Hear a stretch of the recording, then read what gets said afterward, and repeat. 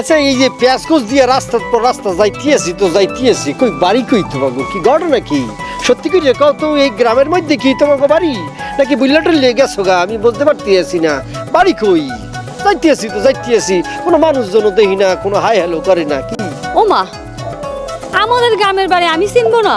না না এই যে তোমার লইয়া যে আইতেছি তো গ্রামের মানুষজন তো জানে যতদূর জানি কই কোনো ডাকডোল নাই কোনো উচ্ছ্বাস নাই মোরে মোরে এত মোর পার হইতেছে কোনো তোরণ নাই কেমন জানি লাগতেছে খুব ইনসাল ফিল করতেছি গ্রামের মানুষের তো আর কোনো কাজকর্ম নাই, তাদের কাজকর্ম ফালাই দিয়ে তোমার সংবর্ধনা দিতে আসবে।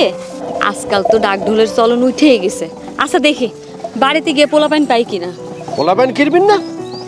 আর এই পোলাপাইন দিয়া বাড়ি ঘটি হাড়ি পাতিল পিটাবো, তাহলে তো তোমার ডাক ঢোলের আওয়াজ পাবা, আর তুমি সেই বাজনার আওয়াজ পাবা, তোমার সেই তৃপ্তিও মিটে যাইব।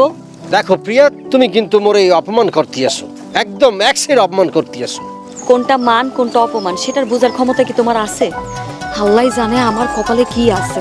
কি বললাম? মান অপমান মুই বুঝি না, মুই তো শ্বশুর বাড়ি যাইব না। আরে কি হইলো? আরে আমি তো তোমার কথার পিক্ষে কথা বললাম। শোনো কোনটা খোটা কোনটা ঠ্যাসমাইটের কথা বলো ইয়ে কিন্তু আমি বুঝি। শোনো অনেক সময় অশিক্ষিত মূর্খ লোকও শিক্ষিত বিশেষ জ্ঞানী লোকের কান কাটিয়ে দেয় বুঝছো?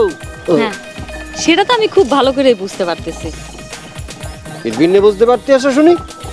এই যে আমি তোমারে নিয়ে যাইতেছি, আমি কি টের পাইতেছি না? আমি খুব ভালো করে সবকিছু টের পাইতেছি। টের পাইবে বাড়িতে যাই না, টের তো এখনো কিছুই পাও নাই।